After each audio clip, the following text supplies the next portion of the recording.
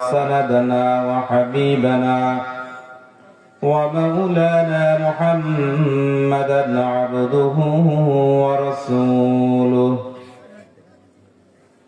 صلى الله تعالى عليه وعلى آله وأصحابه وبارك وسلم تسليما كثيرا. أما بعد فأعوذ بالله من الشيطان الرجيم. بسم الله الرحمن الرحيم.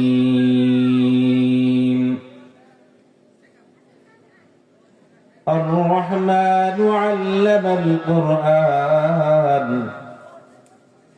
خلق الإنسان علمه البيان.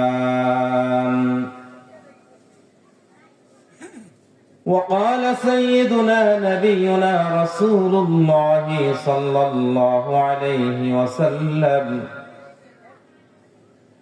المرأة إذا صلت خمسها وصامت شهرها وأحسنت فرجها وأطاعت بعلها قيل لها ادخل الجنة من أي أبواب الجنة شاءت، أو كما قال النبي عليه الصلاة والسلام. وقال الله تبارك وتعالى: إن الله وملائكته يصلون على النبي يا أيها الذين آمنوا صلوا عليه وسلموا تسليما. شكر محبت الشهيد درود قل اللهم صل على محمد وعلى آل محمد كما صليت على إبراهيم وعلى آل إبراهيم إنك حميد مجيد. اللهم بارك على محمد وعلى آل محمد كما باركت على إبراهيم وعلى آل إبراهيم إنك حميد مجيد. بلغ العلا بكماله كشف الدجى بجماله حسنت جميع خصاله صلوا عليه وآله. رہے میرے مسکن حوالی کعبہ، رہے میرے مسکن حوالی کعبہ، بنے میرے مدفن دیار مدینہ. بلغ العلا بکمالہ کشف الدجى بجمالہ حسنت جميع خصاله صلوا عليه وآله. صدق الله مولانا العظيم وصدق رسوله النبي الكريم ونحن على ذلك لمن الشاهدين والشاكرين والذاكرين والحمد لله رب العالمين. কুটির চর দারুল উলুম আব্দুল্লাহ ইবনে আব্বাস রাদিয়াল্লাহু তাআলা আনহুমা মাদ্রাসার উদ্যোগে আয়োজিত অধ্যকার এই বিশাল ওয়াজ মাহফিলের সম্মানিত সভাপতি, প্রধান অতিথি, বিশেষ অতিথি সহ উপস্থিত জাতির সারেতাজ হযরত উলামায়ে ইকরাম, সামনে উপবিষ্ট বৃদ্ধ বাবারা, যুবক ভাইয়েরা, ছোট কচিকাঁচা বাচ্চারা, এবং পর্দার অন্তরালে অবস্থানরত আমার শ্রদ্ধেয় মা ও বোনেরা, সর্বপ্রথম মহান রব্বুল আলামিনের দরবারে কৃতজ্ঞতা আদায় করছি। যে মহান রব্বুল আলামিন আমাদেরকে এই শীতের রজনীতে দীর্ঘক্ষণ পর্যন্ত কোরআনের এই মাহফিলের জন্য আল্লাহ আমাদেরকে কবুল করেছেন, আসার এবং বসার তৌফিক দিয়েছেন। এজন্য আপনারা খুশি না বেজার? সবাই খুশি তো? যদি খুশি হয়ে থাকি তাহলে রব্বুল আলামিনকে খুশি করার জন্য আমরা মনে প্রাণে আল্লাহর দরবারে শুকর আদায় করি। আলহামদুলিল্লাহ। এখানে যত মানুষ সবাই যদি এই যে পাশে চেয়ারম্যান মেম্বার বসা আছে, ইলেকশনের সময় দেখেন মাত্র অল্প কয়েকজনের মিছিল হলেও মনে হয় পুরো গ্রাম মনে হয় ভেঙে আসতেছে। কি ভুল বললাম নাকি? এত মানুষ যদি একসাথে যদি আলহামদুলিল্লাহ বলে তাহলে তো পুরো এলাকা বেজে ওঠার কথা। নাকি আপনারা কষ্ট পাচ্ছেন না? দাদা, আল্লাহর নাম নিতে কি কষ্ট হয়? তাহলে আল্লাহকে খুশি করার জন্য, কাউকে দেখানোর জন্য না, কাকে খুশি করার জন্য? আল্লাহকে খুশি করার জন্য ডাক দেই আল্লাহ, আল্লাহু আকবার, আলহামদুলিল্লাহ। এগুলো কার প্রশংসা? আল্লাহ। আল্লাহর প্রশংসা করলে আল্লাহ খুশি হন না নারাজ হন? দুনিয়ার মানুষের কাছে কিছু চাইলে আমরা আর কষ্ট পাই, মনে মনে ভাবি না আসলেই ভালো হতো। কিন্তু আল্লাহর কাছে চাইলে আল্লাহ কি হন? খুশি হন। না চাইলে কি হন? কষ্ট পান। এই জন্য আল্লাহর কাছে চাইতে হবে না। তা আপনাদের এলাকায় আসছি, রাতও অনেক হয়েছে, অনেক সময় আপনারা বসে আছেন। এখন কিছু না বললেও আবার কষ্ট লাগবে, এত দূর থেকে হুজুর আসলো কিছু বললো না। আবার অনেক রাত পর্যন্ত বললাম, শুনতে আসলে আলোচনা করলে শুনতে ভালো লাগে, কিন্তু রাত গভীর পর্যন্ত আলোচনা শুনলাম, বাসায় গিয়ে নাক ডেকে ঘুমালাম, ফজরের নামাজ পড়লাম না। এরকম যাদের আশঙ্কা আছে তাদেরকে বলবো, আপনি আলোচনা শোনার দরকার নাই, বাসায় গিয়ে আগে ঘুমান, ফজরের নামাজ পড়েন। কারণ এই আলোচনা শুনলে সওয়াব আছে, না শুনলে কি নাই? গুনাহ নাই। আর শুনলে কি আছে? সওয়াব আছে। যত সময় এখানে থাকবেন তত সময় পর্যন্ত আপনি সওয়াবের মধ্যে আছেন। শুধু তাই নয়, ফেরেশতারা আমরা তো দেখছি না, ফেরেশতারা চারপাশ থেকে একজনের উপর একজন, একজনের উপর একজন করতে করতে আসমান পর্যন্ত পুরো আপনাদেরকে ঘিরে রেখেছে। সুবহানাল্লাহ ওয়া বিহামদিহি। আমার আপনার কথা না, মুহাম্মদ রাসূলুল্লাহ সাল্লাল্লাহু আলাইহি ওয়াসাল্লামের কথা। কিন্তু এই মাইকের আওয়াজ কিন্তু শুধু মাঠের মধ্যেই নাকি বাইরেও যাচ্ছে? বাইরে যারা আছে তারা কি আওয়াজ শুনতেছে কি শুনতেছে না? শুনতেছে, কিন্তু তারা কিন্তু এই ফজিলতের মধ্যে নাই। আওয়াজ যাচ্ছে, আলোচনা শুনতেছে, কিন্তু আপনাদেরকে নিয়ে যে আল্লাহ আলোচনা করতেছে ফেরেশতা দিনে, দেখো ওই আমার বান্দা ঘুমের সময় না ঘুমায় আমার আলোচনা, কোরআনের আলোচনা শোনার জন্য বসে আছে। আপনি আমি আমাদেরকে নিয়ে আল্লাহ এই মুহূর্তে ফেরেশতাদের সামনে আলোচনা করতেছেন। সুবহানাল্লাহ ওয়া বিহামদিহি। হাফাতুহুমুল মালায়েকা ওয়া যাকারাহুমুল্লাহু ফী মান ইনদা।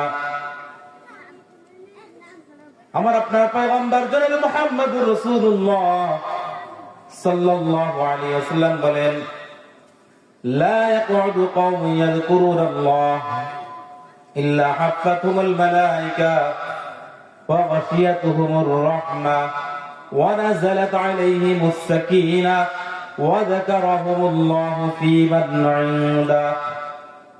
হাদিসের অর্থ লম্বাভাবে বলতে গেলে সময় যাবে, যে কথা বললাম হাদিসের মধ্যে ওই কথাই বলা হয়েছে। যেখানে আল্লাহ রাব্বুল আলামিনের কোরআন হাদিসের আলোচনা করা হয়, চারপাশ থেকে ফেরেশতারা বেষ্টন করে রাখে। আল্লাহ রাব্বুল আলামিন ওই সকল বান্দার প্রতি ওয়া নাযালাত আলাইহিমুস সাকিনাহ, তাদের প্রতি আল্লাহর পক্ষ থেকে বিশেষ রহমত আল্লাহ রাব্বুল আলামিন বর্ষণ করতে থাকে। সুবহানাল্লাহ। এখন বাহিরে বসে আওয়াজ শোনা যাবে, আলোচনা শোনা যাবে, কিন্তু এই মাঠে থাকলে যেই ফজিলত, যেই রহমতের ভাগীদার হওয়া যাবে, এটা বাইরে থাকলে যাবে যাবে না। এই জন্য অল্প সময় যতটুকু আছে আমরা আশেপাশে যারা আছি অনুরোধ করব আমরা অল্প সময়ের মধ্যে এসে বসে যাই এবং লম্বা আলোচনা অল্প কিছু আলোচনা কোরআন কারীম থেকে একটি প্রসিদ্ধ সবার পরিচিত একটি সূরা, সূরার নাম হলো সূরাতুর আর রহমান। নাম শুনছেন না সবাই? অযথা আলোচনা করে বা গল্প বলে কেরাতের ঠান দিয়ে কি করা, গান গাওয়া, গজল গাওয়া, গল্প গুজব করা, হাসির তামাশা করা, এটা বলে আমি সময় নষ্ট করব না। সময়ের বড় দাম আছে। সময়ের বড় কি দাম, অনেক দামি সময়গুলা। কেমন দামি? একবার যদি আমরা বলি সুবহানাল্লাহ, বলেন তো একবার সুবহানাল্লাহ, কত সময় লাগে? একবার 1 সেকেন্ড সময় লাগে সুবহানাল্লাহ, তাই না? এই 1 সেকেন্ড সময়ের কত দাম? পরকালের হিসাব যদি করা হয়, এই 1 সেকেন্ড সুবহানাল্লাহ বললে আল্লাহ রাসূল বলেন জান্নাতের মধ্যে একটা গাছ আপনার নামে লাগানো হবে। কয়টা গাছ? ওই গাছটা এত বড় যেই গাছের ছায়া একবার ঘুরে আসতে একটা দ্রুত গতির ঘোড়া যদি 500 বছর পর্যন্ত দৌড়ায় ওই গাছের ছায়া শেষ করতে পারবে না। এই যে সুবহানাল্লাহ বলছেন না, একটা গাছ লাগানো হয়ে গেছে। সুবহানাল্লাহ। এখন আপনি মারা গেলেন, কবরে গেলেন, ধরে নিলাম, উদাহরণস্বরূপ ধরে নিলাম আপনি কবরে গেলেন, ফেরেশতাদের কাছে অনুমতি চাইলেন যে আমি কবর জগতে আমি সব সময় জিকির করতে চাই, সুবহানাল্লাহ, আলহামদুলিল্লাহ, লা ইলাহা ইল্লাল্লাহ, আল্লাহু আকবার, আমি নামাজ পড়তে চাই। উদাহরণস্বরূপ বোঝানোর জন্য বলছি, আগে বললাম। ধরে নিলাম আপনি সেই দরখাস্ত করলেন, আপনার দরখাস্ত কবুলও করা হইল, আপনার জন্য কবর জগতে হাজার হাজার বছর থাকবেন, ইবাদত করে দেওয়ার সুযোগ করে দেওয়া হলো। কিন্তু কবর জগতের সারা জীবনের ইবাদতের একটাও নেকি নাই, একটাও নেকি নাই। কিন্তু দুনিয়ার 1 সেকেন্ড আপনি যেই সুবহানাল্লাহ বলেন, এটার কি আছে? মূল্য আছে। এটার কি আছে? মূল্য আছে। এই জন্য অযথা সময় নষ্ট করবো না। কোরআনের আয়াত পড়েছি, আল্লাহ যদি তৌফিক দেন, আপনারা যদি একটু সময় দেন, সহযোগিতা করেন, সময় দিবেন তো ইনশাআল্লাহ, তাহলে একটু মনোযোগ এদিক দিতে হবে। এবং আমার অভ্যাস হলো শ্রোতারা যত সময় মনোযোগ থাকবে এত সময় কথা বলবো এবং শ্রোতাদের থেকে তাদের উত্তর নিব। শুধু আমি বলবো তা নাই, আপনাদেরও বলতে হবে। আমি প্রশ্ন করলে জবাব দিতে হবে, জিজ্ঞাসা করলে সায় দিতে হবে। পারবেন তো ইনশাআল্লাহ? যদি এই অ্যাটেনশন, মনোযোগ যদি থাকে, তাহলে কিছু আমরা শিখতে পারবো। যা বলবো এটা প্রথম প্রয়োজন আমার নিজের। কোরআন হাদিসের সব আমলের দরকার আমাদের সবার আছে না নাই? আমি মানুষ হিসেবে আমার দরকার আছে না? আমার প্রথম প্রয়োজন আমার, আপনাদেরও প্রয়োজন। এই জন্য আলোচনাগুলো যদি আমরা মনোযোগ দিয়ে শুনি, ইনশাআল্লাহ আশা করি কিছু ফায়দা হবে। সেটা হবে কি হবে না পরে আপনারা বিবেচনা করেন, আগে তো আমরা শুনি, আগে আমরা শুনি। তা আল্লাহ কোরআনুল কারীম নাযিল করছেন, এর মধ্যে সূরা আছে কয়টা? 114 খানা সূরা। কয়টা? 114টি সূরা আল্লাহ নাযিল করছেন। এর মধ্যে একটা সূরার নাম হলো সূরা আর রহমান। সূরার নাম কি? আগে বলছি, জিজ্ঞেস করলে উত্তর দিবেন। সূরার নাম কি? সূরা আর রহমান। হিফজুল কোরআন 27 নম্বর পারা 10 নম্বর পৃষ্ঠা থেকে সূরাটা, 3 পৃষ্ঠার একটা সূরা। এই সূরাটা অনেক গুরুত্বপূর্ণ সূরা। আল্লাহ রাব্বুল আলামিন যখন সমস্ত মানুষকে দুনিয়া থেকে সবকিছু ধ্বংস করে দিবেন, সবাই যখন দুনিয়া থেকে চলে যাবে, তখন আরেকটা জগৎ শুরু হবে, আরেকটা জগৎ শুরু হবে। ওই জগতে সবাই জান্নাতে যাবে না, এক শ্রেণী জান্নাতে যাবে, আর কিছু মানুষ কি যাবে? জাহান্নামে যাবে।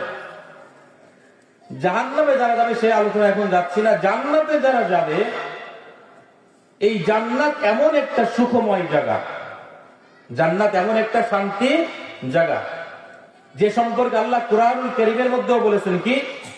ওয়ালাকুম ফিহা মা তাশতাহি আনফুসুকুম ওয়ালাকুম ফিহা মা তাদদাউন। নুজুলাম মিন গফুরির রহিম।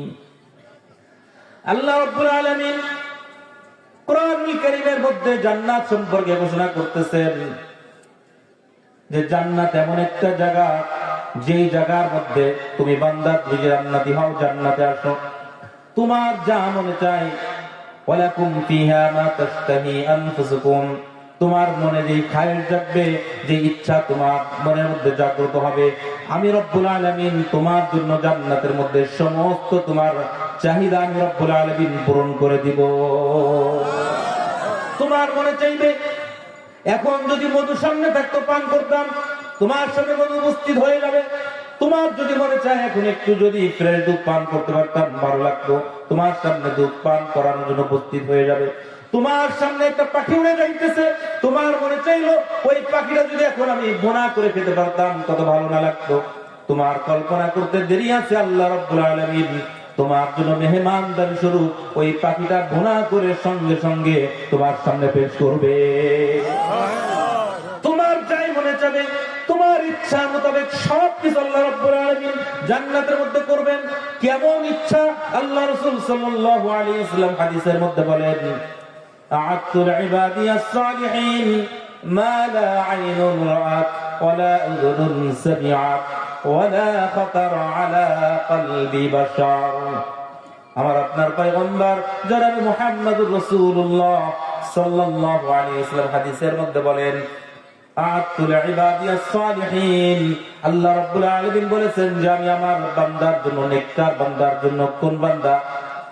নেককার বান্দার জন্য, যেই বান্দা দুনিয়ার মধ্যে আমি রব্বুল আলামিনের গোলামি করেছে, আমি রব্বুল আলামিনের বিধান মোতাবেক দুনিয়ার মধ্যে কাজ করেছে, আমার ওই নেককার বান্দার জন্য আমি রব্বুল আলামিন জান্নাতের মধ্যে এমন নিয়ামতের ব্যবস্থা করে রাখবো। আ'আদতুল ইবাদিয়াস সালিহিন মা লা আইনুন রাআত, যেই নিয়ামতের কথা দুনিয়ার কোন চোখ জীবনে কোনোদিন দেখে না।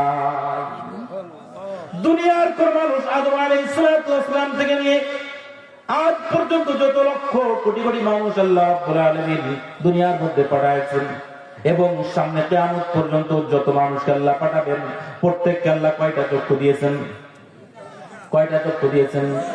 বলে মালা আইনুন রাআত। দুনিয়ার মধ্যে আল্লাহ রাব্বুল আলামিন যত মানুষকে পাঠিয়েছেন, বর্তমানে আছেন, বর্তমান প্রায় 820 কোটির উপরে মানুষ হয়েছে সারা পৃথিবীর মধ্যে। অতীতে কত এরকম হাজার কোটি মানুষ চলে গেছে, সামনে আরো কত মানুষ আসবে এটা আল্লাহই ভালো জানেন। বলে দুনিয়ার সমস্ত মানুষের এত চক্ষু আমি দান করেছি, পৃথিবীর কোন মানুষ জান্নাতের মতো এত সুন্দর নিয়ামতের জিনিস, এত সুন্দর চাকচিক্যর জিনিস, সুন্দর জিনিস দুনিয়ার কোন চোখ জীবনে দেখে না। আরে শুধু দুনিয়ার মানুষের চোখ না, আরবিতে নাকেরা এবং মারিফা হয়তো আপনাদের বুঝে আসবে না, যারা উলামা ইকরাম আছেন তারা বুঝবেন সহজে, যে আরবিতে বলা হয় নাকেরা এবং মারিফা, নির্দিষ্ট এবং অনির্দিষ্ট শব্দ। মানে মালা আইনুন রাআত, এটা লামের অধীনে, মানে নফিবাচক শব্দের অধীনে আল্লাহ রাব্বুল আলামিন একটা নাকেরা আইনুন শব্দ ব্যবহার করেছেন, যার অর্থ সারমর্ম হলো এটা যে শুধুমাত্র দুনিয়ার কোন মানুষের চোখ না, দুনিয়ায় যত প্রাণী আল্লাহ রাব্বুল আলামিন সৃষ্টি করেছেন, দুনিয়ার কোন চক্ষু জীবনে জান্নাতের মতো এত সুন্দর জায়গা, এত নিয়ামতের জিনিস কখনো দুনিয়ার কোন চক্ষু দেখে না। আরে মনে মনে ভাবতে পারেন, চোখে দেখে নাই তাতে কি হয়েছে? কানে হয়তো অনেক গল্প কাহিনী, অনেক রূপক কথা, অনেক গল্প শোনা যায়, অনেক গল্প আমরা শুনে থাকি, গল্প কাহিনীর কথা, স্বপ্নপুরীর কথা, যেগুলো জীবনে দেখে নাই কিন্তু বাস্তবে কি করে কানে শুনে আরেকজনের গল্প শুনেছি। আল্লাহ রাসূল সাল্লাল্লাহু আলাইহি ওয়াসাল্লাম বলেন, দুনিয়ার এমন কোন কান নাই যেই কানের দ্বারা এমন কোন নিয়ামতের কথা শুনেছে, মানে যত নিয়ামত এবং ভালো জিনিসের বিবরণ কান দ্বারা শুনেছে, আল্লাহ রাব্বুল আলামিন তার থেকেও সুন্দর জিনিস দ্বারা জান্নাতকে সাজিয়েছে। আল্লাহ রাসূল আগে বেড়ে আরো বলতেছেন, চোখেও দেখে নাই, কানেও শুনে নাই, মনে মনে কল্পনায় ভাবতে পারে, কল্পনার জগতে মানুষ কত কিছুই না ভাবে। আমার যদি এমন একটা সুন্দর জায়গা হতো, এমন একটা সুন্দর দেশ হতো, যেই দেশে এই নাই সেই নাই, এই আছে সেই আছে, নিজের মতো কল্পনা করে যদি ভালো, কত কল্প কাহিনী তো রচনা করে যে এটা বাস্তবতা নেই। আল্লাহ রাসূল বলেন, মানুষের অন্তরের মধ্যে যত সুন্দর কল্পনার একটা চিত্র সে কল্পিত করুক না কেন, কল্পনা করুক না কেন, আল্লাহ রাব্বুল আলামিন জান্নাতকে এত সুন্দর করে সাজাইছেন, ওই জান্নাতের মতো সুন্দর কোন জিনিসের কল্পনাও কোনদিন কারোর অন্তরে জাগ্রত হবে না। মানে যত সুন্দরের কথা আমি ভাববো, জান্নাত তার থেকেও সুন্দর, জান্নাত তার থেকেও সুন্দর। এই জন্য আল্লাহ রাব্বুল আলামিন বলেন, জান্নাতে তুমি যা চাবা, যাই চাইবা, যাই মনে চাবে তাই দেওয়া হবে, যাই চাইবে তাই দেওয়া হবে। এখন এক জায়গায় কথা বলতেছিলাম, একজন বলে, হুজুর দুনিয়ায় বসে তো অনেক সময় বিড়ি সিগারেট খায়, এখন জান্নাতে যদি যায় বিড়ি খেতে খেতে দিবে নাকি? ভাবতে পারে না অনেকে, যা তো আল্লাহ তো বলছে, ওয়াদা করছে, যা চাবে তাই দিবে, যদি বিড়ি খেতে চাই দিবে নাকি? বলে জান্নাতে যারা যাবে, আল্লাহ তাদের আকলটা এত খারাপ রাখে নাই যে তারা এরকম খারাপ জিনিস খাওয়ার দাবি করবে, এমন চিন্তা তাদের মধ্যে আসবে না। চাইলে দিত, কিন্তু এমন জিনিস চাবে না। বদর যুদ্ধের মধ্যে 313 জন বদরি সাহাবী তারা শহীদ হয়েছিলেন। 313 জন বদরি সাহাবী শহীদ না, বদরি সাহাবী তারা জিহাদ করেছিলেন। এই 313 জন সাহাবী সম্পর্কে আল্লাহ রাব্বুল আলামিন ঘোষণা করেছেন, ইয়ামালু মা শি'তুম ক্বাদ গাফারাল্লাহু লাকুম। সুবহানাল্লাহি ওয়া বিহামদিহি। আল্লাহ কি বলতেছেন? তোমাদের যা মনে চাই তাই করো, আল্লাহ তোমাদের সামনে সব গুনাহ মাফ করে দিয়েছে। আচ্ছা, আপনাদের কি মনে হয়, ওই সাহাবা যখন এই ঘোষণাটা শুনছে, এরপর থেকে নামাজ বাদ দিয়ে দিছে, তাই না? নাকি নামাজ বাদ দিছে? তো এরপর থেকে মদ খাওয়া শুরু করছে, নাকি নারী নিয়ে ওই পার্কে যাওয়া শুরু করছে? এগুলো করছে? আল্লাহ তো তাদের ক্ষমার ঘোষণা আগেই করে দিচ্ছেন, কিন্তু তারা, আল্লাহ তো জানে তারা অন্তরের দিক থেকে এত পবিত্র স্বচ্ছ, তাদের আল্লাহ মাফ করে দিলেও তারা কখনো অন্যায় করবে এরকম দাবি চিন্তাও আসবে না। জান্নাতের মধ্যেও ঠিকই আল্লাহ সকল সুযোগ দিবেন, এরকম অবান্তর প্রশ্ন জান্নাতীরা করবে না। আমার কথা হলো, এই কথা কেন বলতেছিলাম, ওই সূরা নিয়ে কথা, তো এই যে সূরার প্রারম্ভিক আলোচনা, জান্নাতে এত কিছু থাকবে, জান্নাতে এত কিছু থাকবে, এরপরও জান্নাতীদের একটা আফসোস থেকে যাবে। কয়টা? একটা আফসোস থাকবে। আল্লাহ তোমাদের সবার আশা পূর্ণ করবে, কিন্তু একটা আফসোস তখন পর্যন্ত পূর্ণ হবে না, থেকে যাবে। আচ্ছা, আপনাদের একটা উদাহরণস্বরূপ আপনাদের বলি। আপনাকে মনে করেন বাংলাদেশ, যেহেতু আমরা বাঙালি, বাংলাদেশের কথাই বলি, সবচেয়ে দামি জায়গা ঢাকার মতো গুলশান বাড়িধারায় আপনাকে সুন্দর একটা বিশাল আলিশান 10 তলা 20 তলা একটা বাড়ির মালিক বানাই দেওয়া হলো।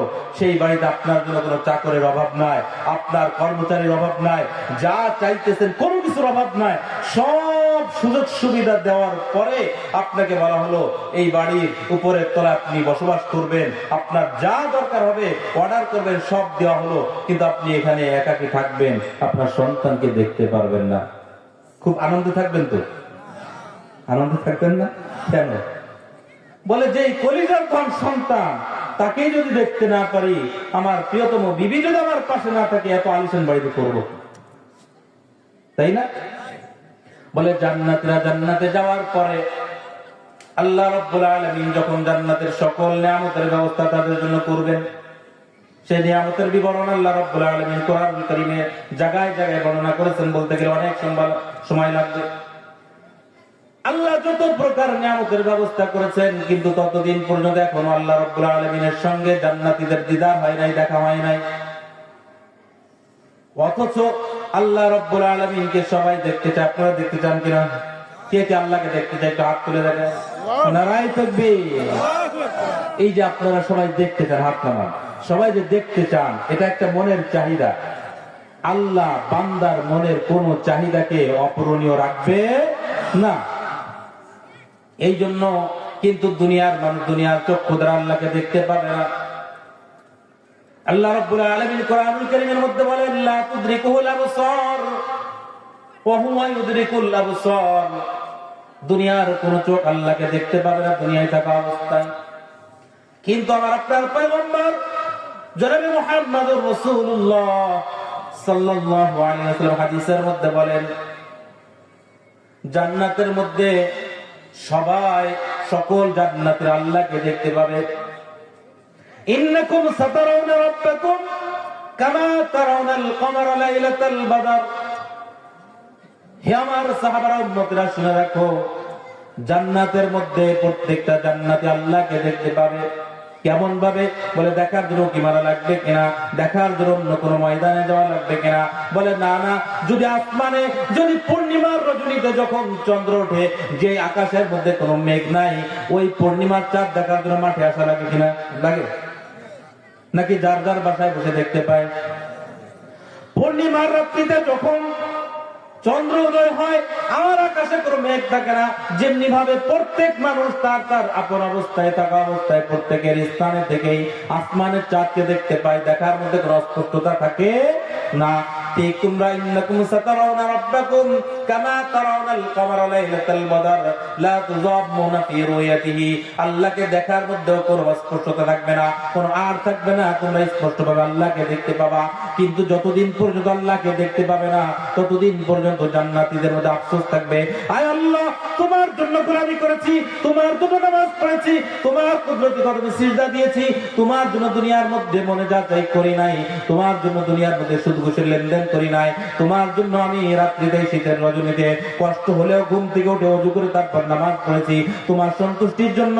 এখন তুমি আমাদের জান্নাত দান করেছো, কিন্তু তোমার দিদার তো দাও না, তোমাকে না দেখলে আর ভালো লাগে না, আমাদের সামনে আসো, দিদার দাও, আমাদের তোমার দেখা দিয়ে আমাদেরকে একটু মুগ্ধ করে দাও। এই আফসোসের মধ্যে থাকবে। আল্লাহ রাব্বুল আলামিন একটা পর্যায়ে জান্নাতীদের সামনে আসবেন, তাদের সঙ্গে দিদার দিবেন। জান্নাতীরা আল্লাহ রাব্বুল আলামিনকে দেখার পরে বেহুশ হয়ে পড়ে থাকবে, হাজার হাজার বছর পার হয়ে যাবে। এরপর যখন হুঁশ ফিরে আসবে, আল্লাহ রাব্বুল আলামিন জান্নাতীদেরকে আরো আনন্দ দেওয়ার জন্য, জান্নাতীদেরকে খুশি করার জন্য ওই দিন আল্লাহ রাব্বুল আলামিন তার পাক জবানে, আল্লাহর পাক জবানে সেদিন কোরআনুল কারীমের একটা সূরা আল্লাহ নিজের জবানে জান্নাতীদেরকে তেলাওয়াত করে শোনাইবেন। ওই সূরাটার নাম হলো সূরাতুর রহমান। সেই সূরার নাম কি? যে সূরার প্রথম ছোট ছোট 4টি আয়াতে কারিমা তেলাওয়াত করেছি। কয়টা আয়াত? কোরআনুল কারীমের আগেই বলেছি আমি, কিচ্ছা কাহিনী বলে অন্যান্য কথা বলে সময় নষ্ট করব না। কোরআন ও হাদিসের তাফসীরের কিছু কথা সংক্ষিপ্ত করে বলার চেষ্টা করব, যেটি একদিনেই লম্বা করে বলা সম্ভব নয়, আর একদিনে আলোচনা করে মানুষের চাহিদা পূরণ করা এটাও সম্ভব নয়। এই সূরা রহমান কেন নাযিল করলেন আল্লাহ, কেন দুনিয়ার মধ্যে আল্লাহ রাব্বুল আলামিন নাযিল করলেন, এর একটা প্রেক্ষাপট আছে, যাকে আরবিতে যাকে তাফসীরের পরিভাষায় বলা হয় শানে নুজুল। তাকে কি বলে? যেই প্রেক্ষাপটে আল্লাহ কোন সূরা বা কোন আয়াত নাযিল করেছেন, ওই আয়াত বা সূরার জন্য ওই প্রেক্ষাপটটাকে বলা হয় শানে নুজুল। কি বললাম? আগেই বলছি, শুরুতে জবাব দিবেন, শিখা হয়ে যাবে অনেক জিনিস। শানে নুজুল কাকে বলে? কোরআন এর কোন আয়াত বা কোন সূরা যেই ঘটনাকে কেন্দ্র করে প্রেক্ষাপটে নাজিল হয়েছে, অবতীর্ণ হয়েছে, ওই ঘটনা বা প্রেক্ষাপটকে ওই আয়াত বা সূরার জন্য কি বলে? শানে নুজুল। এখন সূরা রহমান কি কেন নাজিল করলেন, এর শানে নুজুল কি? কোরআন সূরা রহমান নাজিলের শানে নুজুল এবং প্রথম 4 আয়াত থেকে সংক্ষিপ্ত একটু শিক্ষা, যদি আল্লাহ তাওফীক দেন, এতটুকু কথা, বেশি লম্বা না।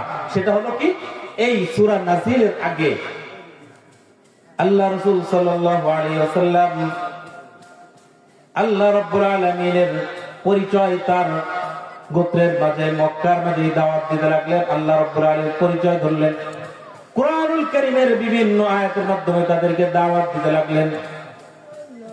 এখন মক্কার কাফেররা মনে করলো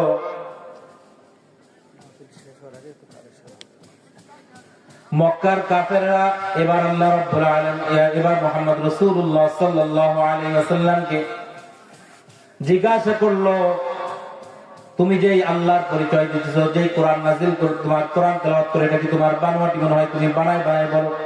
বলে না না, এটা আল্লাহ রাব্বুল আলামিন নাযিল করেছেন। বলে আল্লাহকে, আল্লাহর পরিচয় দাও। আল্লাহ রাব্বুল আলামিন তার নিজের পরিচয় তুলে ধরার জন্য সূরা ইখলাস নাযিল করলেন। কোন সূরা? সূরা ইখলাস। কোন সূরা? সূরা ইখলাস নাযিল করলেন। অনেকের আপনাদের মুখস্থ আছে, কুল হুয়াল্লাহু আহাদ আল্লাহুস সামাদ লাম ইয়ালিদ ওয়া লাম ইউলাদ ওয়া লাম ইয়াকুল লাহু কুফুয়ান আহাদ। মুখস্থ আছে অনেকে? সূরা যদি অনুবাদ করতে যায়, কথা বলতে যাবে, অন্যদিক লম্বা সময় যাবে, ওদিকে যাব না। আল্লাহ রাব্বুল আলামিন এই সূরার মাধ্যমে আল্লাহ রাব্বুল আলামিন তার নিজের একটা পরিচয় তুলে ধরেছেন যে হে রাসূল আপনি বলে দেন কুল হুয়াল্লাহু আহাদ, আল্লাহ এক, আল্লাহুস সামাদ, তিনি অদ্বিতীয়, লাম ইয়ালিদ ওয়া লাম ইউলাদ, তিনি কারোর থেকে জন্মায় নাই, তার থেকেও কেউ জন্মগ্রহণ করেন নাই। যদি কেউ চিন্তা করে আল্লাহর সন্তান আছে তাহলে শিরিক হবে, আল্লাহর পুত্র আছে, আল্লাহর কন্যা আছে যদি বলে শিরিক হয়ে যাবে। আল্লাহ কারোর থেকে জন্ম নিয়েছে বললে শিরিক হবে, আল্লাহ থেকে কেউ জন্ম নিয়েছে বললে শিরিক হবে। আল্লাহ নিজে তার পরিচয় ধরতেছেন লাম ইয়ালিদ ওয়া লাম ইউলাদ ওয়া লাম ইয়াকুল লাহু কুফুয়ান আহাদ, তার সমকক্ষ আর কেউ আছে? তার সমকক্ষ আর কেউ নাই। আল্লাহ রাব্বুল আলামিন যখন তার নিজের পরিচয় তুলে ধরে সূরা ইখলাস নাযিল করলেন, এবার কাফেররা এবার দ্বিতীয় প্রশ্ন করলো, তাহলে তোমার আল্লাহকে আমরা ডাকবো কোন ভাষায়, কোন নামে তোমার আল্লাহকে আমরা ডাকবো? কারণ ওই যুগেও আবার কেউ কেউ আল্লাহকে চিনত, যদিও মানতো না, আল্লাহকে চিনত, আল্লাহকে চিনত। আল্লাহ রাব্বুল আলামিন এবার তাদের প্রশ্নের জবাব দেওয়ার জন্য কোরআনুল কারীমের আয়াতটা নাযিল করে জানাই দিলেন, হে রাসূল আপনি আপনার উম্মতকে তাদেরকে জানাই দেন, উলিদুল্লাহ আবিদুর রহমান, উলিদুল্লাহ আবিদুর রহমান আইয়াম্মা তাদউ ফালাহুল আসমাউল হুসনা। আল্লাহ বললেন হে রাসূল আপনি তাদেরকে জানাই দিন তারা আল্লাহকে আল্লাহ নামে ডাকে আর তাকে রহমান নামে ডাকে। আল্লাহকে আল্লাহ নামে ডাকুক আর রহমান নামে ডাকুক, যেই নামে ডাকুক না কেন তাদেরকে জানাই দেন আল্লাহর জন্য বিভিন্ন অনেক সুন্দর সুন্দর নাম আছে, আছে কি নাই? আল্লাহর অনেক সুন্দর সুন্দর নাম আছে। আর রহমানুর রহিমুল মালিকুল কুদ্দুসুস সালামুল মুমিনুল মুহাইমিনুল আজিজুল জব্বারুল মুতাকাব্বির, এগুলো কার নাম? কার নাম? আল্লাহর একটা হলো জাতি সত্তাগত নাম, সেটা হলো আল্লাহ। সত্তাগত নাম কি? আল্লাহ। আর আল্লাহর কিছু সিফাত এবং গুণবাচক নাম আছে, যেমন রহমান, রহিম, মালিকুল কুদ্দুস সালাম, মুমিন, মুহাইমিন, আজিজুল জব্বার, মুতাকাব্বির, আল ওয়াহ্হাব, আল কাদের, আল ইত্যাদি বিভিন্ন নাম আছে। বিভিন্ন কায়দার পিছনে আপনাদের আল্লাহর 99 নাম আছে না? শুনছেন না? তাফসীর ইবনে কাসিরের মধ্যে আছে শুধু 99 নয়, আল্লাহ রাব্বুল আলামিনের 1000 এর মতো সিফাতি নাম আছে। সুবহানাল্লাহ। আল্লাহ বলতেছেন তুমি আমাকে আল্লাহ নামে ডাকো আর তোমার কোন গুণবাচক নাম ধরে ডাকো না কেন, কোনো সমস্যা নাই। এতদিন পর্যন্ত তারা বলতো, এতদিন পর্যন্ত আমরা আল্লাহকে তো জানতাম, কিন্তু রহমান আবার কোন জিনিস? এতদিন পর্যন্ত কাকে জানতাম? কথা বলে কাকে জানতাম? আল্লাহকে বলে জানতাম, কিন্তু রহমান আবার কি? তাহলে মনে হয় মুহাম্মদ আমাদের মতো মনে হয় একাধিক খোদার কথা বলতেছে। নাউযুবিল্লাহ। আমরা যেমন একাধিক খোদায়, মুশরিকরা বলতেছে আমরা যেমন একাধিক খোদায় বিশ্বাসী, মনে হয় মুহাম্মদ একাধিক খোদার দাওয়াত দিতেছে। আল্লাহ এক খোদা, রহমান আর এক খোদা, তারা মনে করছে। বলে রহমান আবার কি? কারণ আল্লাহকে তারা চিনতো, রহমানকে চিনতো না। আল্লাহকে চিনতো, মানতো কে মানতো এটা পরের বিষয়, কিন্তু আল্লাহকে কি করতো? চিনতো। কিভাবে চিনতো? একটা উদাহরণ পেশ করলে আপনাদের বুঝায়। উদাহরণ বলতে বানানো কথা না, তাফসীরের কথা, কিন্তু তাফসীরের যে উদাহরণ আছে সেটাই বুঝাচ্ছে। একটা উদাহরণের মাধ্যমে বোঝা যাবে। আল্লাহ রাসূল সাল্লাল্লাহু আলাইহি ওয়াসাল্লাম এখনো জন্ম নেন নাই, এখনো রাসূল দুনিয়ার মধ্যে আসেন নাই। আল্লাহ রাসূলের রূহ এখনো নূরটা তার মায়ের গর্ভেও আসে নাই, তার বাবার পৃষ্ঠদেশে এখনো আসে নাই। আল্লাহ রাসূলের সেই নূর মোবারকটা এখন পর্যন্ত তার দাদা আব্দুল মুত্তালিবের ললাটের মধ্যে রয়েছে, কপালের মধ্যে আছে। আল্লাহ রাসূলের দাদা আব্দুল মুত্তালিব তখন কুরাইশদের সর্দার। ওই সময় একটা ঘটনা ঘটলো, সেই ঘটনাটা আপনারা কম বেশি হয়তো শুনলেও শুনেছেন, না শুনলে নতুন করে শুনবেন। আল্লাহ রাব্বুল আলামিন কাবা ঘরকে মক্কার মধ্যে স্থাপন করেছেন, প্রথমে ফেরেশতার মাধ্যমে, তারপরে আদম, তারপরে ইব্রাহিম ইত্যাদি ভাবে। এই কাবা ঘর আগে থেকেই মানুষ এই কাবা ঘরের সম্মান করত, যারা কাফের তারাও সম্মান করত, যারা কাফের মুশরিক তারাও এই কাবা ঘরকে তাওয়াফ করত আগে থেকে, কিন্তু তাদের তাওয়াফের পদ্ধতি ভিন্ন ছিল। তারাও কাবা ঘর তাওয়াফ করত, তারা তাওয়াফের সময় তাদের শরীরে কোনো পোশাক থাকতো না, কি থাকতো না, উলঙ্গ অবস্থায়। কেন? কি সুন্দর চিন্তা দেখেন। বলে কেন? বলে আমরা যেই কাপড় পরে গুনাহ করি ওই পোশাক পরে কি আবার কাবা ঘর তাওয়াফ করা যায়? বুঝছেন কথা? কিন্তু ওই কবিরা এটা জানে না, আরে কাপড় তো গুনাহ করে নাই, গুনাহ করলে তো আমি করছি, তাহলে আমি গুনাহ ছাড়লে কি হয়ে যায়, কাপড় খুললে কি হবে? আছে না? যেমন আমাদের সমাজে কিছু আছে না যে পর্দার বিধান কার বিধান? কার বিধান? আল্লাহর বিধান। আমাদের সমাজে কিছু মানুষের স্লোগান আছে, মনের পর্দা বড় পর্দা, উপরের পর্দা লাগে না। আছে নাকি এরকম স্লোগান? শুনছেন নাকি আপনারা? তারা ভিতরের পর্দা উপরের পর্দা খুলে দিয়ে ভিতরে একচ্ছত্র হয়ে কি করে না করে সেটা সমাজের মানুষ ভালো জানে। আমি ওদিকে আলোচনায় যাচ্ছি না, কারণ আমার সময় অল্প। আপনারা যতটুকু দিবেন এতটুকু সময়, এর বেশি আমার সময় না। এখন ওই সময় যে কথা বলতেছিলাম, আল্লাহ রাসূল ইন্তেকালের আগেও কিন্তু বাইতুল্লাহকে কাফের মুশরিকরা সম্মান করত। এখন পর্যন্ত রাসূলের বাবার পিঠেও রাসূল আসেন নাই, মায়ের গর্ভেও আসেন নাই, দুনিয়ায় তো আসা পরের কথা। এখন তো আর দাদা আব্দুল মুত্তালিবের ললাটের মধ্যে রাসূলের নূর মুবারক রয়েছে। ওই সময়ের ঘটনা, যেহেতু বাইতুল্লাহর কাবা ঘরকে সবাই সম্মান করত, কিন্তু এটা আবার যারা হিংসুক তাদের কাছে ভালো লাগে না। কারণ হিংসুক যারা হিংসুক এদের কাছে অন্যের ভালো কি লাগে না? অন্যের কাছে ভালো লাগে না। এক ঘটনা শুনছিলাম যে একজন ব্যক্তি তাকে স্বপ্ন দেখাইছে যে তুমি স্বপ্নে যা চাবা তোমাকে তাই দেওয়া হবে, তবে শর্ত কি? শর্ত হলো তোমার ওই যে শত্রু আছে না বাড়ির পাশে, তারে কিন্তু তার দ্বিগুণ দেবো। বলে তো আমার একটা ছাগল দেবো। বলে ঠিক আছে, তোমার একটা ছাগল দেবো, তারে দেবো 2টা। এখন পরে পরামর্শ করে তার ক্ষতি আমি চাই, কিন্তু সে তো আমি যা পাই তার থেকে লাভ হয়ে যায়। আমারও যদি একটা ছাগল দেয় তারা দেয় কয়টা? 2টা। বোঝানোর জন্য বলতেছি, গল্প বাস্তবতা থাক আর না থাক বোঝানোর জন্য। আমি যদি কি 1 ভরি স্বর্ণ চাই, তাহলে তারা দেয় কয় ভরি? এটা তো আবার কি হিংসুক। হিংসা অন্তরে থাকলে অন্যের ভালো কি লাগে না? ভালো লাগে না। এখন বিবির সঙ্গে পরামর্শ করছে কি করা যায়। বলে আজকে যখন তোমার কাছে আসবে, আইসে বলবে এবার আজকে কি চাও? বলে তুমি বলবা আমার একটা চোখ কানা করে দেবে। কয়টা? আমার একটা কানা করলে তার কয়টা করবে? 2টা। বলে সে কানা, আমি একটা দিয়ে তো দেখতে পারবো, আমার একটা থাকবে আর তার। আমাদের অবস্থা মানে হিংসা কি লাগে? অন্তর হিংসা থাকলে অন্যের ভালো ভালো লাগে না।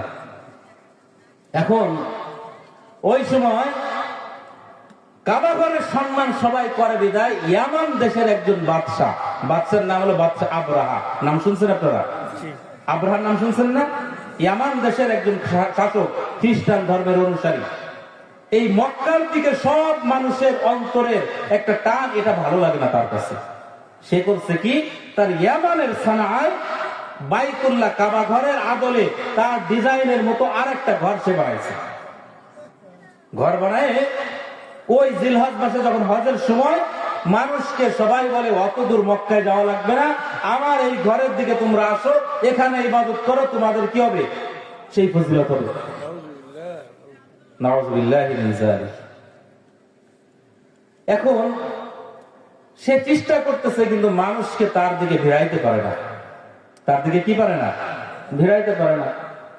ঘটনাক্রমে একজন বাইতুল্লাহ প্রেমিক, আল্লাহর ঘর ভালোবাসে, পছন্দ করে, বনু কিনানা গোত্রের এক ব্যক্তি, সে কি করছে, তার ওই সানার ওই বানানো কাবা ঘরে আদলে যেটা বানাইছে ওটা তো আসলে কাবা ঘর না। একদিন যে সে কি করছে, তার মধ্যে আবার মূর্তিও রাখা আছে, কারণ বাইতুল্লাহর মধ্যেও তো মূর্তি ছিল, ছিল কি ছিল না? 360টি মূর্তি রাখছিল। ইব্রাহিম আলাইহিস সালামের মূর্তি ছিল, ইসমাইল আলাইহিস সালামের মূর্তি, এমন অনেক নবীদের মূর্তিও তারা রাখছিল। তো নবীদের মূর্তি বানানো জায়েজ? জায়েজ আছে? তো আমার বাবা আমার মূর্তি বানানো জায়েজ আছে নাকি? ও নেতারটা তো জায়েজ আছে নাকি? তাও নাই। অথচ সেই মূর্তি নিয়ে কত কিছু হয়ে গেল দেশের মধ্যে, তাই না? মূর্তি এটা আমার আপনার পয়গম্বর মুহাম্মদ রাসূলুল্লাহ যদি হয়, যার থেকে শ্রেষ্ঠ মানুষ দুনিয়ার মধ্যে আর কেউ নাই, তার মূর্তি বানানো যায়? জায়েজ হলে তো তারটা আগে হওয়া দরকার ছিল। কেন আমি আমার নেতার শ্রদ্ধা দেখাইতে গিয়ে আমি কেন নেতার মূর্তি বানাবো? এটা জায়েজ আছে? জায়েজ। আমি সেদিকে লম্বা করতে গেলে আমার সময় হয়ে যাবে। এখন ওই কাবা ঘরের মধ্যে সে মূর্তিও রাখছে আর কাবা ঘরটা বানাইছে। বনু কিনানা গোত্রের এক ব্যক্তি একদিন ফাঁকে দিয়ে কি করছে, ওই তার ঘরের মধ্যে ঢুইকে পায়খানা করে টোরে পুরা টোরা তার সব ওই ইসের মূর্তিগুলোকেও মাখায় রাখছে। কিছু আসলে এরকম দুষ্ট প্রকৃতির মানুষ। এটা দেখার পরে বাদশা আব্রাহার রাগ হচ্ছে তো মাথায় খুব বেশি। হ্যাঁ, বাইতুল্লাহর কারণে আমি বানাইছি, কিন্তু বাইতুল্লাহর ভালোবাসা দেখাইতে গিয়ে আমার বানানো ঘরের সঙ্গে এত প্রকার অপমান আমি সহ্য করব না। যেই ওই যে অহংকার, যেই বাইতুল্লাহর কারণে আমার ঘর সম্মানিত হচ্ছে না, আমার ঘর অপমানিত হইল, ওই বাইতুল্লাহকে আমি দুনিয়ায় রাখতে দিব না। কি করা যায়? 60,000 সৈন্য নিয়ে বাইতুল্লাহ ধ্বংসের জন্য রওনা হইল।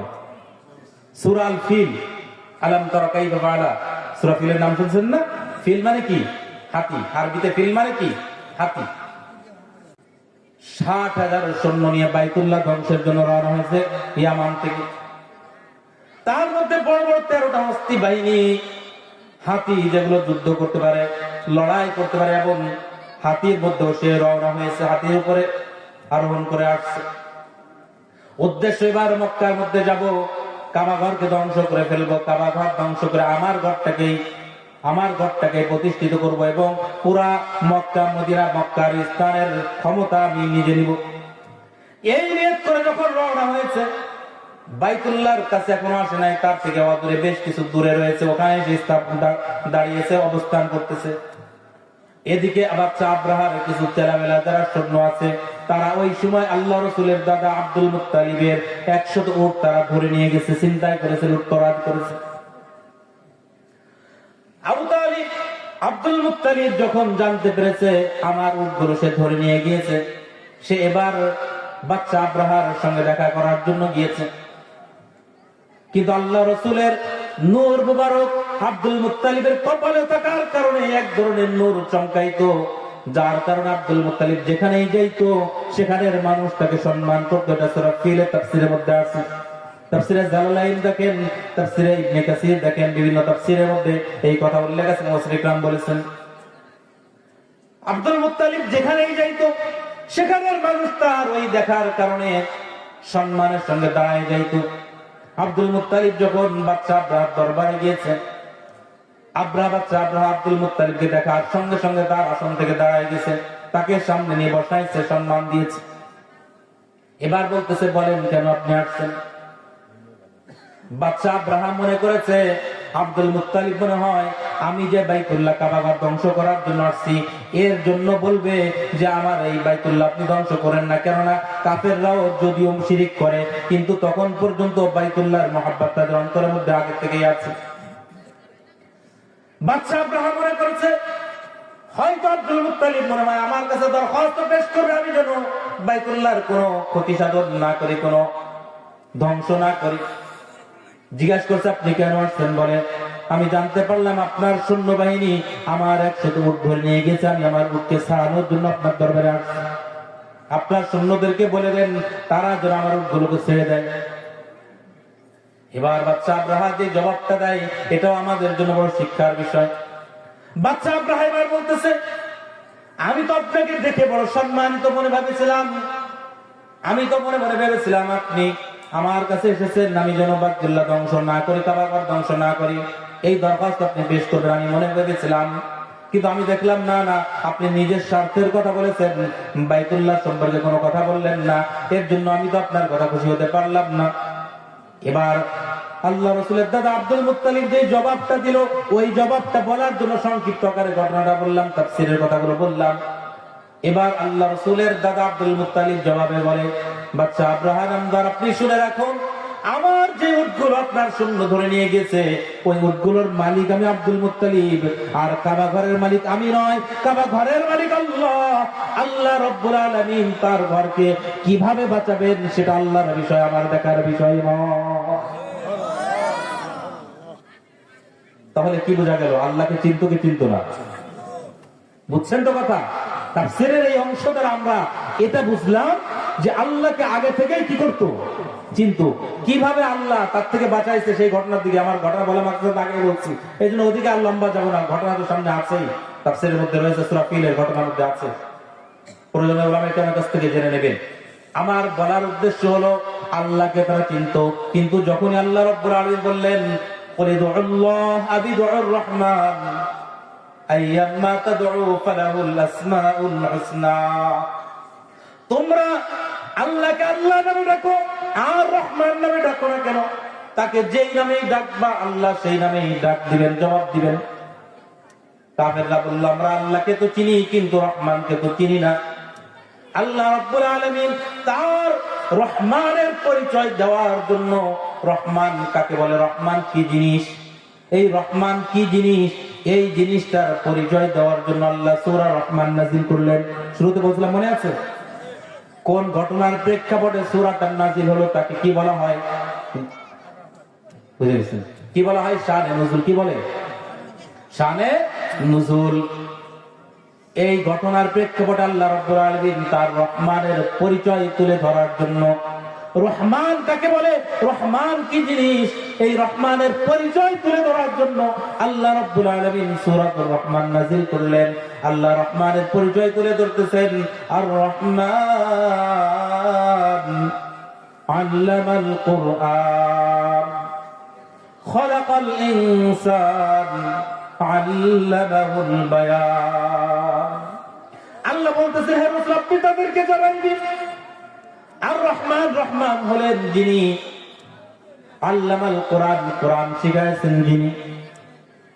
আর রহমান, রহমান হলেন তিনি কোরআন শিখাইছেন যিনি।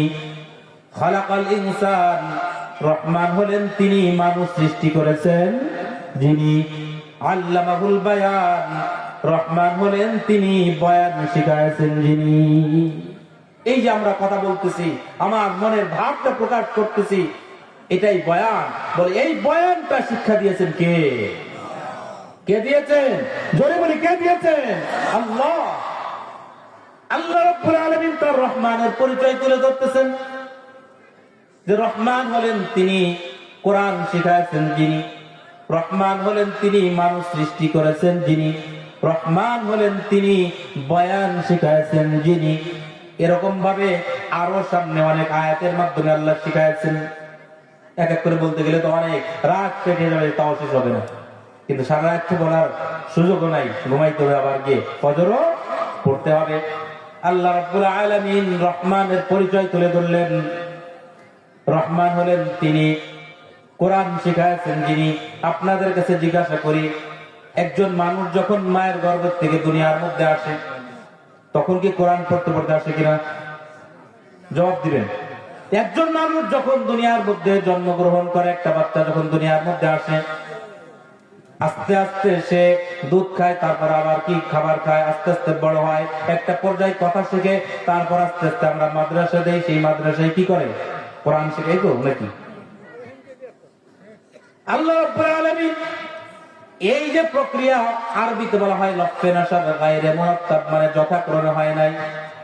যথাক্রমে বোঝেন আপনারা? এখন অনেক শিক্ষিত সমাজ আছে, অঙ্ক গণিতে অঙ্ক বিভিন্ন ধরনের অঙ্ক থাকতো।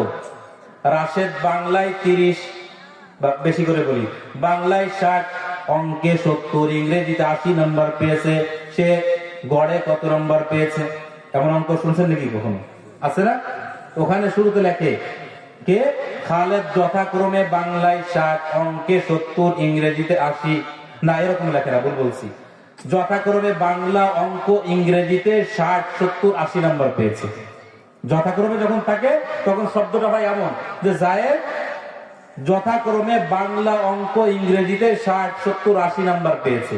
তাহলে এই যথাক্রমে শব্দটা কি বোঝায়? যে বাংলায় পেয়েছে কত? 60, ইংরেজি অঙ্কে পাইছে 70, ইংরেজিতে পেয়েছে 80। এটাকে বাংলায় গণিতের ভাষায় বলে যথাক্রমে। এই কথাটাই আরবিতে বলা হয় লফে নাসার মুরাত্তাব। হয়তো আপনাদের বুঝে আসবে না, সমস্যা নাই, কিন্তু মূল বিষয়টা তো বুঝছেন। যে আকারে বর্ণনা, বিবরণটা সেরকম হলে তাকে বলে লফে নাসার মুরাত্তাব, আর এর বিপরীত যদি হয় তাকে বলে গায়রে মুরাত্তাব। আমরা দেখতেছি এখানে আল্লাহ যেই বিবরণটা পেশ করছেন এটা যথাক্রমে হয় নাই। যথাক্রমে হলে বয়ানটা এমন হওয়া দরকার ছিল কি, আর রহমান খলাকাল ইনসান আল্লামাহুল বায়ানা আল্লামাল কোরআন। অথচ আমার তেলাওয়াত তো ভুল হয়েছে। তেলাওয়াত কি হয়েছে? ভুল হয়েছে। আমি তেলাওয়াত করলাম এখন যেটা বললাম, আর রহমান খলাকাল ইনসান। রহমান হলেন তিনি যিনি মানুষ সৃষ্টি করেছেন। রহমান হলেন তিনি যিনি তাকে কথা বলার এই শক্তি দিয়েছেন। রহমান হলেন তিনি যিনি কোরআন শিখাচ্ছেন। এই ধারাবাহিকতা থাকলে বাস্তবতার সঙ্গে কি থাকতো? মিল থাকতো না? না আমার কথা বুঝতেছেন না আপনারা? বুঝতে হবে, না বুঝলে আবার বলবো, বুঝতে হবে বিষয়টা যে মানুষকে আগে দুনিয়ায় সৃষ্টি করে পাঠাইছেন, এরপর তাকে কথা বলার যোগ্যতা দিয়েছেন, তারপরে সে কোরআন শিখাইছে। এটা হলো কি বাস্তবতা, এটা হলো বাস্তবতা।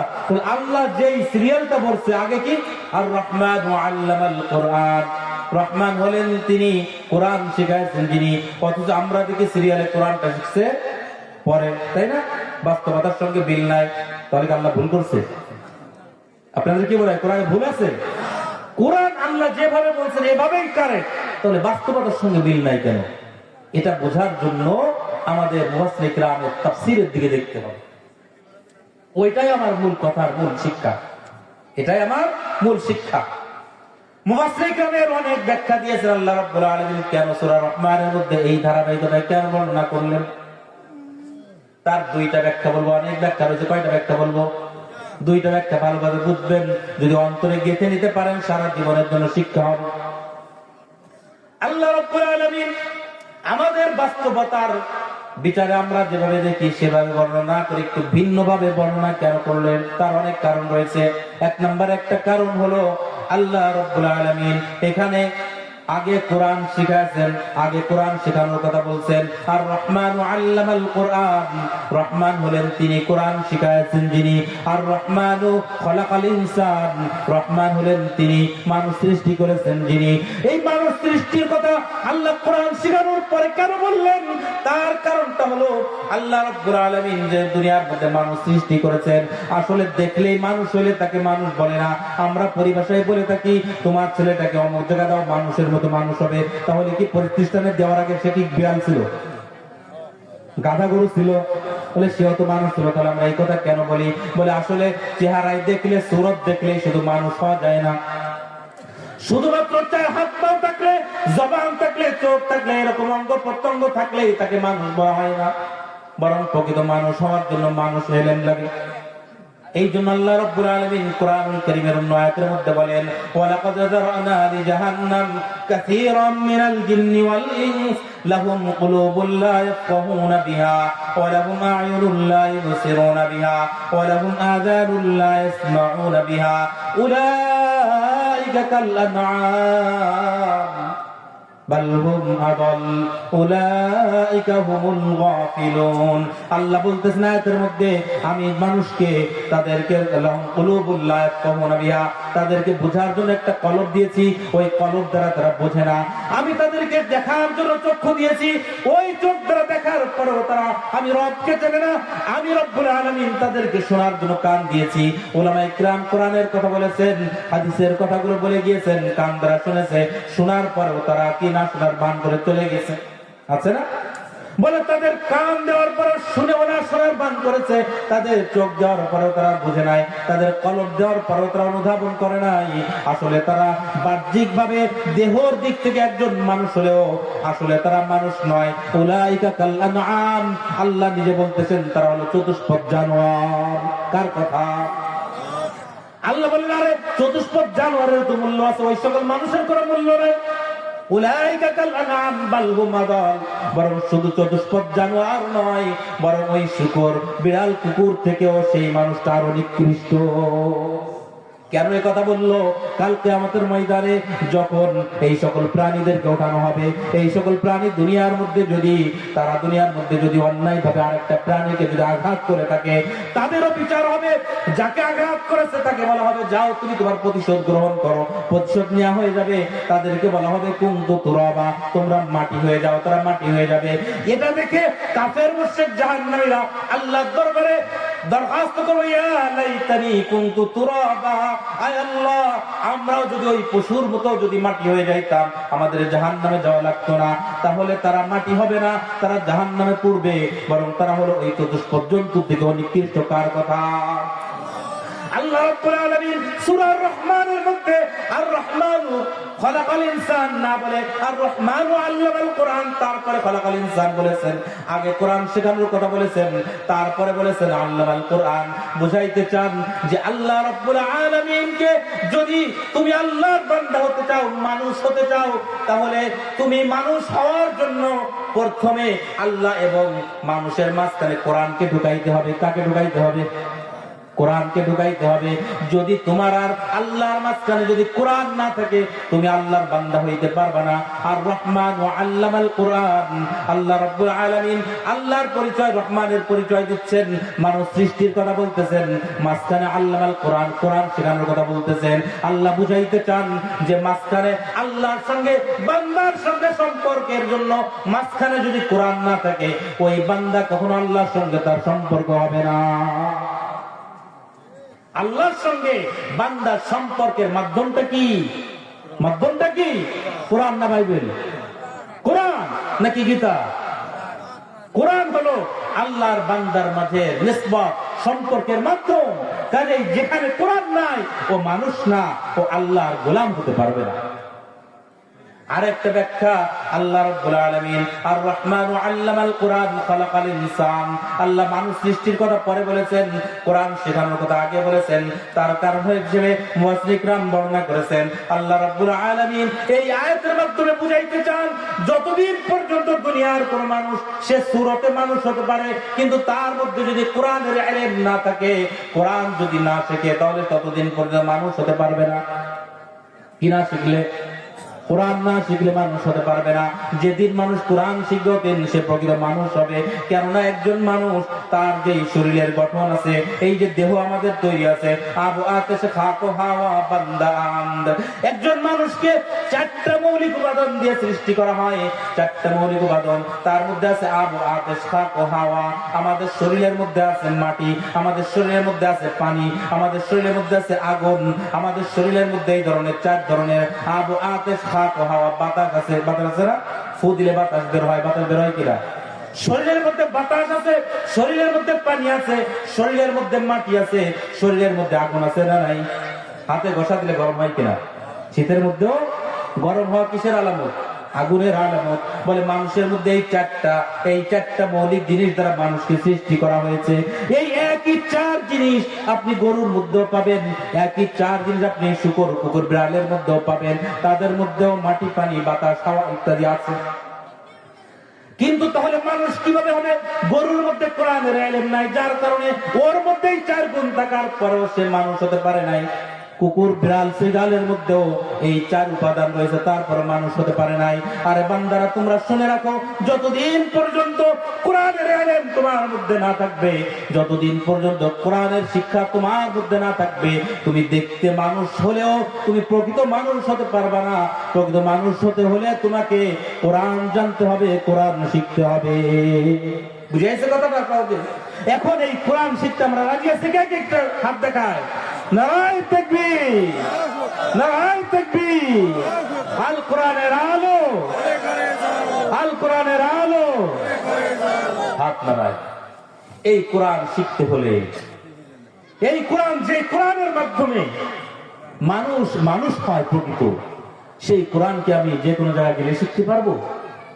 এই যে আপনাদের এখানে দারুল উলুম আব্দুল্লাহ ইবনে আব্বাস রাদিয়াল্লাহু তাআলা আনহুমা, ইবনে আব্বাস রাইসুল মুফাসসিরিন, আল্লাহ রাসূল যাকে সবচেয়ে বড় মুফাসসির হিসেবে নিজে ঘোষণা করেছেন, তার নামে এইখানে এই মাদ্রাসাটা শুরু করা হয়েছে। এই মাদ্রাসায় কি শেখানো হয়? কি শেখানো হয়? এখন কোরআন শিখলে মানুষ হবে।